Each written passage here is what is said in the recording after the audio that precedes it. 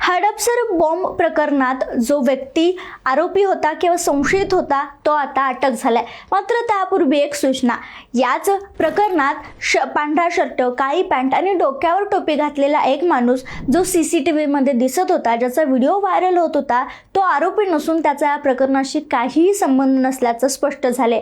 खरा संशयित जो आरोपी आहे त्याला आता पोलिसांना शोधण्यात यश आले।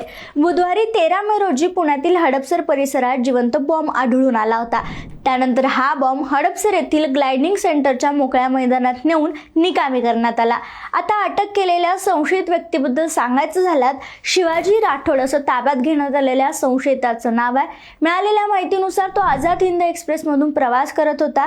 ही रेल्वे नागपूर स्थानकाच्या प्लॅटफॉर्म क्रमांक 6 वर पोहोचताच एटीएसचं पथक आधीपासूनच सतर्क अवस्थेत तैनात होतं। संशयित गाडीतून खाली उतरतात अधिकाऱ्यांनी त्याला चारही बाजूंनी ताब्यात घेरलं।